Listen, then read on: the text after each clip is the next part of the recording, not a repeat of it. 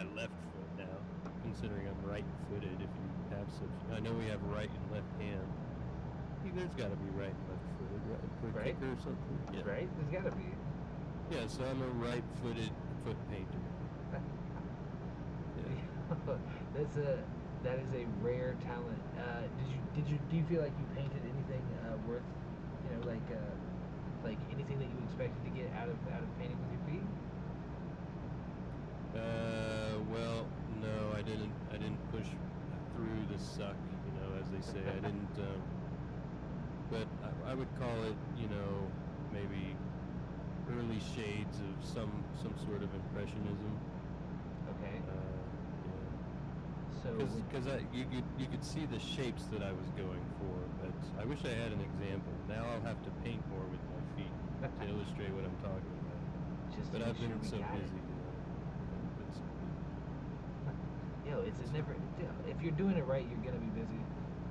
I think anybody that expects it to be easy, expects it to be anything but, a challenge, is sadly mistaken, and they will wake up at one point. Yeah, and just like I said, I think it's fun to chip away, to tinker, to use the scientific method and apply what you've learned from the day before to the next day, and just constant innovation. Innovate. Yes. Always push forward. Excelsior. Dude, everything that you're saying right now is like, it's a part of my core belief systems, but it's not. It's so rare that I hear it actually said out loud. It's just kind of innate and inherent. Like I ask people a lot, have you ever given anything 100%? And their initial reaction is always like, yeah. Think about it for just a second. Have you given anything 100%? That means you ain't got time for shit else. They'll be like, not 100. Right? What's the most you gave something? 80? Okay, you are overestimating, because like it's hard to give your life to anything, whether it's your family, whether it's your career or your craft, your hobbies. It's very difficult to just be dedicated to that thing. Michael Jordan's a great one. He said he did 10,000 free throws a day. Or, I'm sorry, he did threes. He did 10,000 threes a day. Paul McBeth, world famous disc golf player, he did the same thing. He said, "Oh, well, if Michael Jordan does it, that's what I'm gonna do. 10,000 shots a day, like from 50 feet." And that's what makes them great. That means he went to sleep. He woke up early and went to sleep late. That's all he did in that day. That is dedication. That's 100%. You're like, well, no, not that. Shit, I might want to try, because that's how everybody wants to be the greatest, the best, the this, the that. Einstein said he would laugh at Americans because we think of ourselves as what we will be instead of what we are. So like, if you're, for example, you're like in school, you're in your first year of school and you want to be a doctor, you think that today people should treat you with the respect that you're a doctor. Your first year college student, what are you talking about? Like, yes, good for you, but you got a long way to go before you get there. Yeah. So it's, like counting your eggs before you got the hatch and all that good stuff. It just, I mean, that's really what it is. It's like, all right, yeah, I deserve that respect. Artists do the same thing. They're like, dude, I'm gonna be world famous, obviously. Right. Obviously, everybody. I check out this couch I got for you. Right.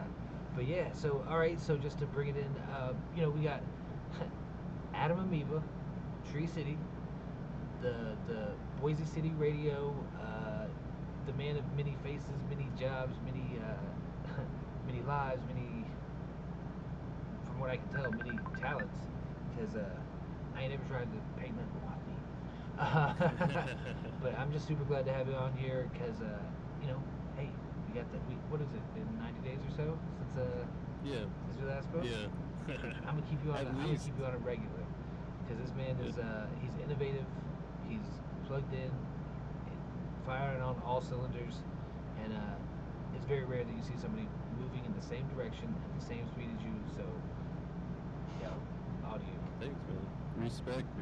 Likewise. No, I feel the same way about you, man. Like, love the hustle. Loves just kind of keeping tabs on you, you know, even from a distance. And I see that you guys are always doing something. And so, yeah, no. I mean, case in point, why we're here and why maybe it took a little longer than we originally intended, but just because we're both busy, man. And it's been a crazy 90 days at least on this side of the, continental United States. But all good things, and things are about to actually get more little chaotic here on the Boise side because we're going into Treefort. We're going into a big music festival, so energy's ramping up, man. Everything's popping off, and everybody's excited. Everybody's doing something. It's hard to fit it all in, to be honest. How long is it? It's a week, right? Yeah, it's 4 days, so it's from a Wednesday to a Sunday, so better part of a week, yeah. And yeah, that's just 4 days nonstop. We got a lot going on at KRBX. We got 2 in-studio videos being shot a day. I'll be helping out with that. Of course, we got a bunch of people stopping by as guests on shows. We're going to have a special event where we're teaming up. Last year we did a Treefort takeover with some of the other shows on KRBX, so Tree City will be joining the alliance once again. Doing something special. I'm definitely going to have Jay Henry, a Seattle-based rapper, on at some point, but we're still ironing out the details. But all fun stuff, man. It's a blast. And then we roll straight into our radiothon, which is like our biannual pledge drive. So pledge drives, good times, man. That's when we beg everybody for the cheddar, man. Hey, do you like what you're hearing? Would you like to hear more of it? Well, we can't do it without you. So with your support, you'll get level 1. This blunt. You're hired. Done. Yeah, exactly.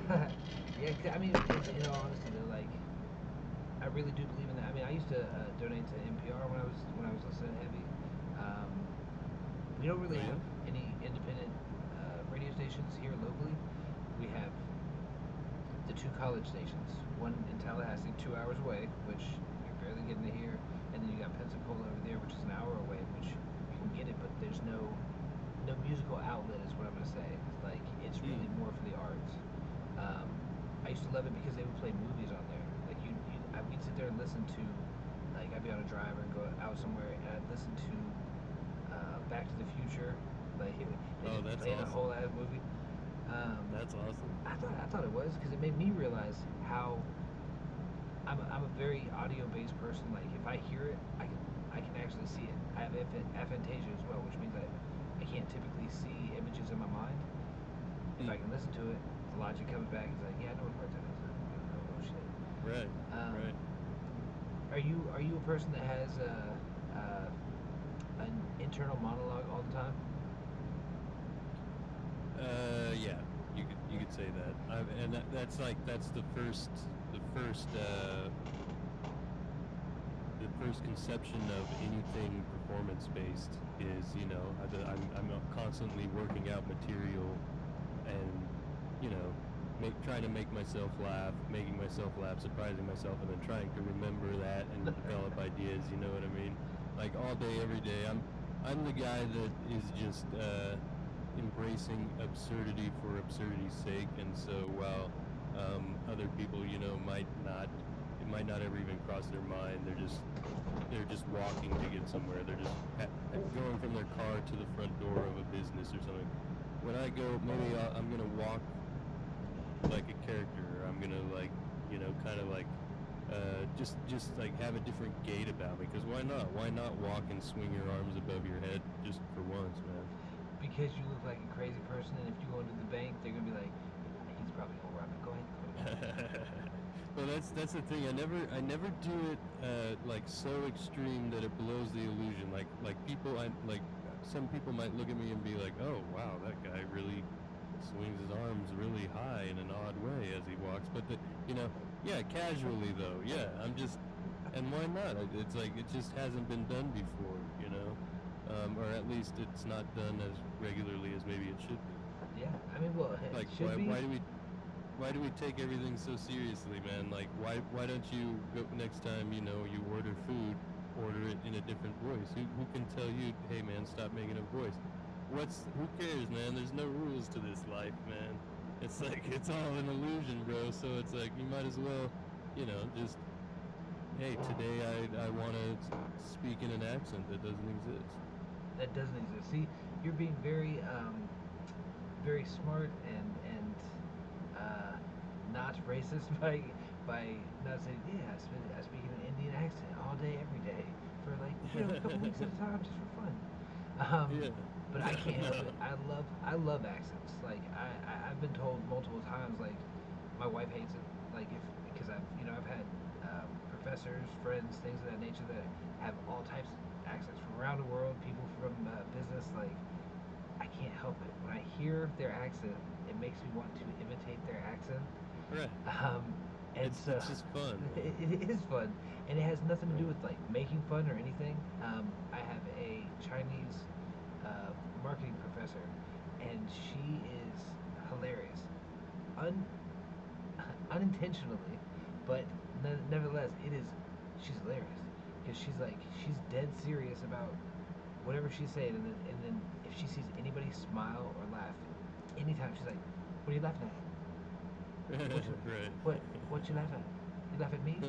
It's like, and it's funny because like it just makes everybody want to laugh more, and everywhere in Right. her class, it's just like, Right, right. Well, and that's what you're touching on there is like if you're imitating someone's voice like that, what you're doing is you're pointing out the humor in the charm that they already have. yes, Like charm. there's a lot of yeah, you're not making fun of the accent. You're making fun of the character that this person who you love for being a character who they are. You know what I mean? Yes, Yeah, it's not you're not doing it from a hurtful place. So it has nothing to do with the race. It has more to do with this silly person that's just such a character you love. Right? that's what I mean. That's what you're doing with your arms right there. It's the same thing. Like the things that make us different than the average person makes us more interesting and makes us more may not always be more palatable, but it is going to be more interesting, and it is going to be somebody that you're going to communicate with or going to want to communicate with. If I see a dude walking like that, I don't know if I'm going to want to talk to him. But if I hear him with an accent, I'll definitely be like, "What did you say, my friend?" Well, or something simple like with the coworker that I used to have to talk to on the phone like all the time, right? And so there was always that exchange of like, oh, hey Adam, how's it going? Good. How are you? All right, And so every time I would respond, right on, and I noticed that this person would kind of chuckle like, and then so every time what I did was I just extended the pause between whatever they said and my response of right on. Yeah. So eventually our conversations, I'd be like, oh, not too bad. How are you? And they'd be like, oh, a little tired, and I would just sit there for 30 seconds. Right on. And she would just wait and linger, and eventually she didn't think it was funny anymore. but that's what I mean. Like, who says you can't? Who says you can't order a pizza in slow motion? Like, who can tell you, like, speak faster, dude, or you're not getting your pizza? Like, then they're in the wrong. You know what I'm saying? Don't. The fact that that's the concept. So okay, so I'm just gonna put this because I too am a fan of, and I have to put it how it is. I'm not intentionally or maliciously, but I definitely do test random people out in the world to see how they'll react. Like I do want to. My goal is to get a smile, but if they get mad, it's like, what? Why? Like, it's stupid. That's Right. stupid reason. And I'll probably still. I'm not good at conflict resolution because I'll sit there and just be like, yeah, fucking attitude. What? No. we had an incident down in I guess we was down in, we was over in Biloxi. We was in Biloxi, Mississippi. And I don't know, I was already having a bad day. And normally, I be smoking heavy. And it is the best way for me to just be able to, alright, wait, before you react, sit back, give it a second. If it's still warranted, go ahead. But 9 times out of 10, fuck it. Right. It's not that important. It was not. It was definitely one of those scenarios, and I did not take it that way. So I've been smoking in my car. I got baked, and I go into the restaurant with my family, and I can see the car, and this old lady pulls up. Like, she pulls up right next to us, and then starts slamming her car door into mine. Like, I mean, just like really intense. I was like, hey, what the fuck? and my wife is like, what? I was like, what? Do you see this bitch? Like, what the fuck? And she's still doing it the whole time. I was like, oh, yeah, let's go check that out. So when we're walking out there, the lady closed her door. She's looking all pissed too, and she starts walking up. She's getting ready to walk past us. I'm like, hey, what the fuck is wrong with you? What the fuck are you doing? Dude, I flipped on that lady and I said a lot of things. And I'm not even going to repeat half of them. And then she's like, no, there was a dog. Like, there was a wild dog trying to attack me right there. I was like, what? I did not see no dog. Man. Dude, I went over there and there was blood all over the side right there. I was like, oh shit. What? Yeah, so it was my bad. You know, perspective is key, and I didn't have the best perspective to see everything. So I felt I did feel really bad because I yelled at that old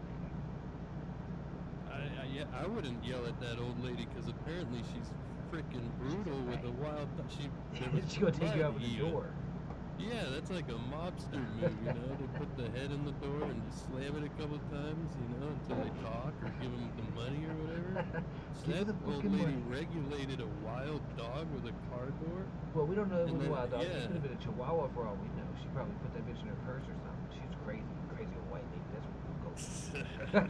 Yeah, she got blood flowing, man. Yeah, no, she definitely. I mean, there was enough blood there. It was a big dog, probably. Like, wow. But she didn't. But you know what's crazy though? She was wearing gray and white. She didn't have no blood on her. Yeah, she's a professional, man. She's done it before. Like, the body ain't over there, but yeah.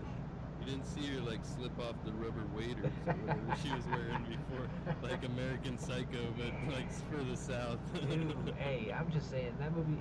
What do you consider that movie to be? Is that movie a comedy, a thriller, a horror movie? What is that? I think it's right in the middle. I think it's like a satire.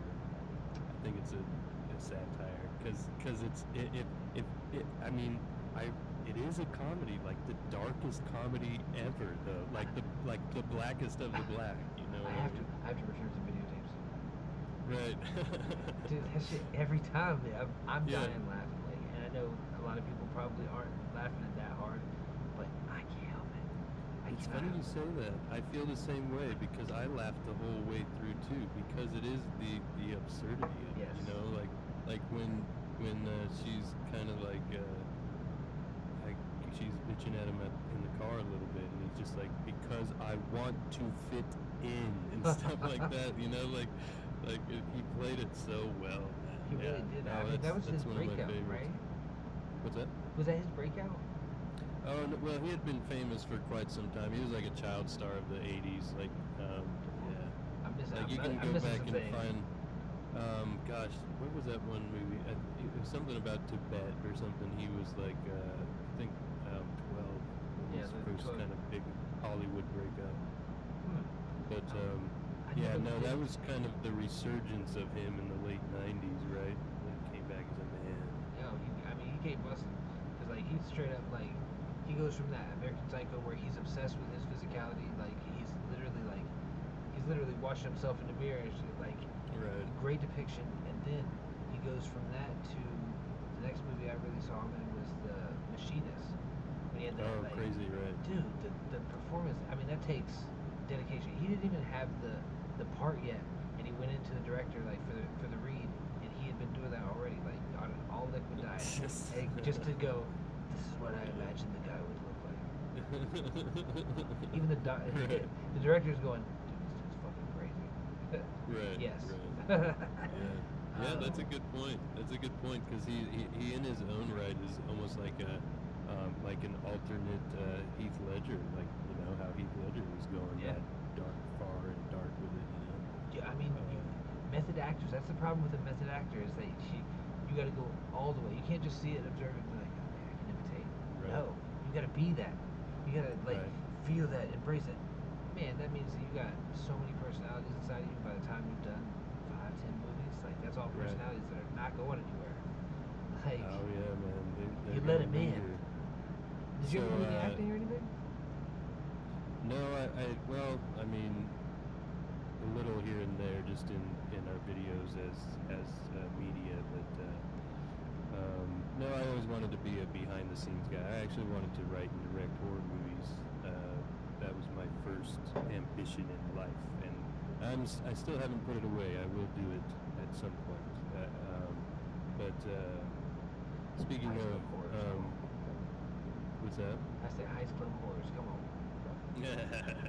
Speaking of method actors, you know who is a method actor? Famously, Daniel Day-Lewis, also the star of My Left Foot, who lived as a man. I believe he has cerebral palsy or something like that, hence why he has to paint with his left foot. So, in a way, yes, I have been a little bit method on the level of Daniel Day-Lewis, at least for an afternoon until I just painted with my hands.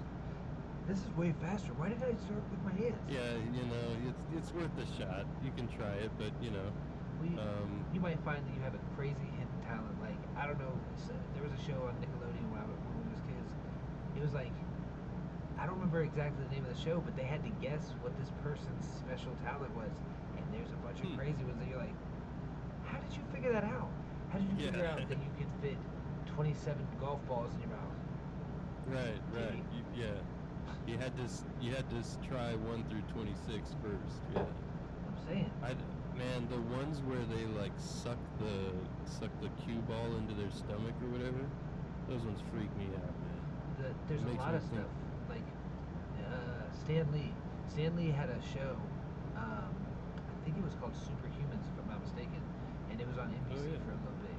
It had real live superheroes, people that had abilities that they can't explain. Now, of course, season 1, amazing. Lots of stuff that people can't explain. Season 2, it's like, this guy can run far. Yeah. Like, cool. No, actually, I'm not gonna lie. That dude was actually really cool. he was when he turned 30, they had gone out to a restaurant, him and his friends, and they got hella drunk, and they go, hey, it's about 30 miles back to town.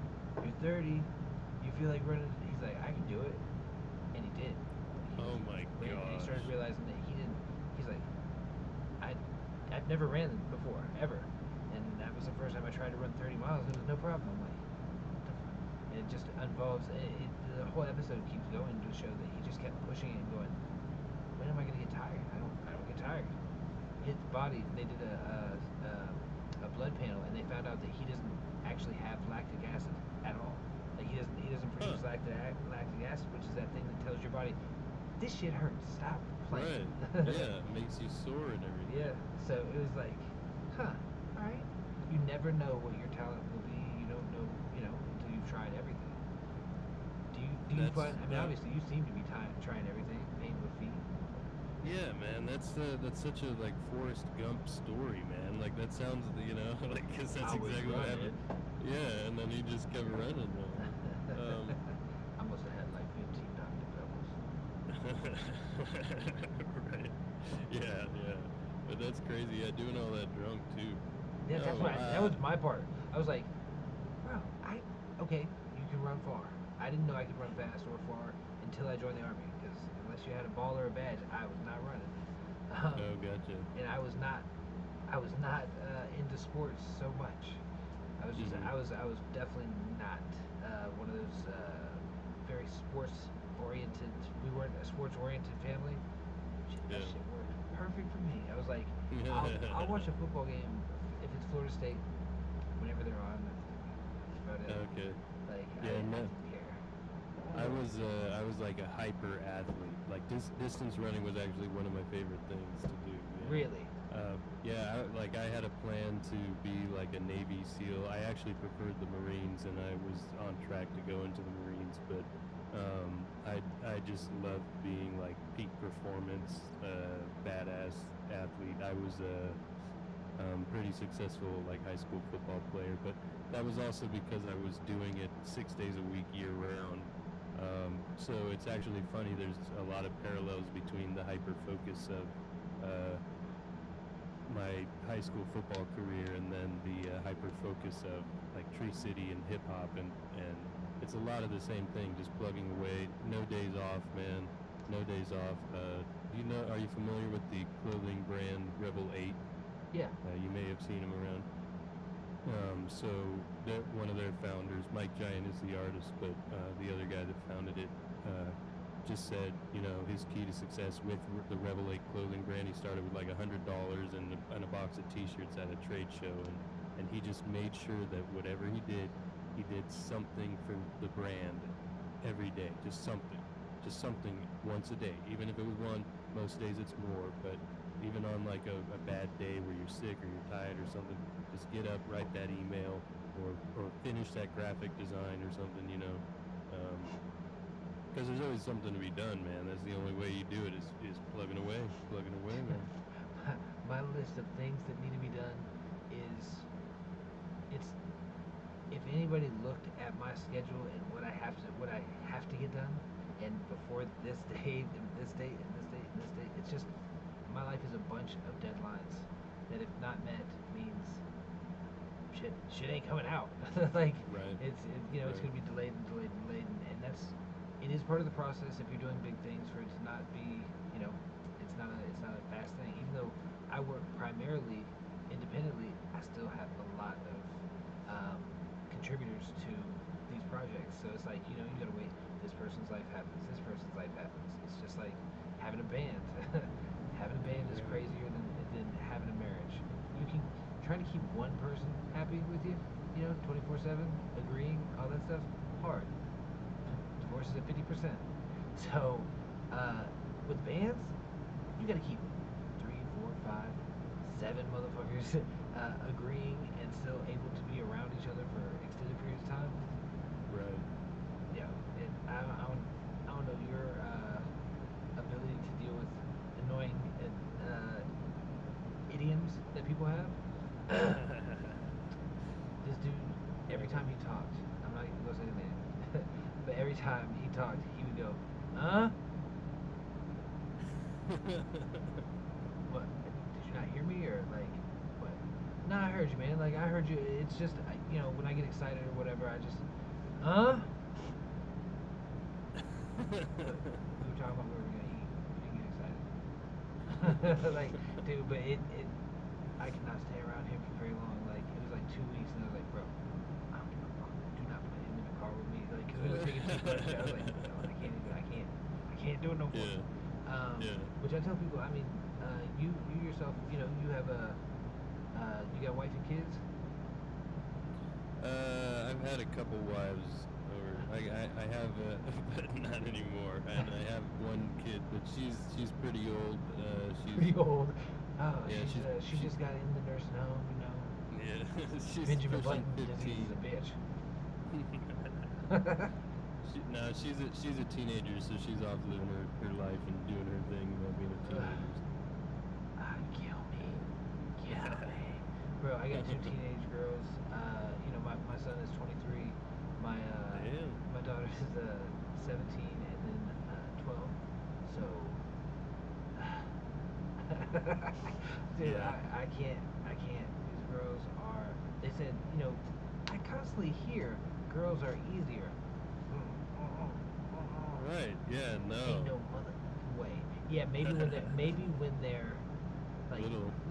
Yeah, absolutely, Yeah, sure. and They don't want to sweet. break shit and do shit. They're like, Yeah. only one of them was like the other one was like a daredevil. Like the older one, man, my baby doll, she is a daredevil. She didn't care. She would just go get up on a counter and be like, do, run full speed and jump at me like, he'll catch me, it's fine. Yeah. I did every time, but I didn't know if I was going to or not. She was Right. confident though. hey man, that's love, baby. That's Yeah, that's trust, love and yeah. trust like a motherfucker. Uh, I don't know what happened. I guess they dropped me because I don't trust anybody like that. Trust fall. Yeah, no Put your kidding. hands out, then I'll fall. Yeah, So, well, we grew up in a different age too. I remember the rules back then were, hey, do whatever you want just as long as no one bleeds. You know what I mean? Like if somebody's bleeding, then the parents have to get involved. I'm saying I don't have to talk to nobody's parents today. Now I get that. Now I understand that shit. I'm like, hey, yeah, they can come over. Just don't. I don't want to talk to their parents. I don't want to. Right, Like I've already right, talked to their parents, and if we're not socializing now, there's probably a reason. Like, right. but we. Fortunately, my daughter never gave me too much grief with anything. She was like always like a dream kid from day one. Never even cried as a baby. She's brilliant. She's like What? very straightforward. She's but like you know how they say hell hath no fury. You know what I mean? Well, you're like really close to home with the daughter who becomes a woman, and you're still the father. But that's an interesting relationship to be in. What you gonna do? Exactly. When they And you start just, making their own choices, it's like, man. to be honest, like you gotta surf the wave, man. Like I don't think my fathers probably get enough credit for how much they have to surf and just keep things afloat, man. And I mean, there's comes a point in time like you're gonna go long periods of not getting the kid the way you want or what you want. You're the so-called patriarch, man, but you gotta pick your battles, man, because Absolutely, 100%. yeah. Love you, baby. Yeah, I mean, by nature of having a daughter, you got two women there now in your life, the mother and the daughter. It's so like it's like because me and my son, it's pretty stereotypical in that sense. Like me and my sons, we are me and my son is like just best friends. Like we can laugh. Like I don't know anybody if anybody's done shrooms before, but you laugh like a mother. You laugh just nonstop until your stomach hurts for the dumbest reasons. Me and my son will do that now. Like it's just random as hell. And he got that absurdity. That's Like awesome. you said, you like the absurdity. It's the Yeah, best kind of comedy to me. yeah, Like it's just I don't care how offensive anything like that because as long as it's not actually offensive, like it takes a lot to offend me. right. Well, and that was something that I had to come to like appreciate, like as I got older, as my sense of humor developed. You know what I mean? For a long time, like the life experiences that I needed to just embrace silliness hadn't happened to me yet. Like you have to go as equal far to the darkness sometimes before you can get to just like giggly, euphoric light, right? So it's kind of interesting, like that's where it's that kind of what's the word I'm looking for? The nihilistic sense that it's because it doesn't matter. Suddenly you can let loose a little more. You can just surf that wave, be that father. It's the long game, man. Right? It's like we were saying. You gotta look at it for the whole, man. You can't look at it for the little bits along the way. And not only can you, it's not the short run, and most people are only living like that. Everybody that I know that is just living the day to day, trying to get through it, and so on. Like they tax their future selves so heavy. Like it's like, yeah, man, a payday loan, tax the fuck out of you. Like financially tax the Oh, fuck out of you. right. But making those choices, like, we don't.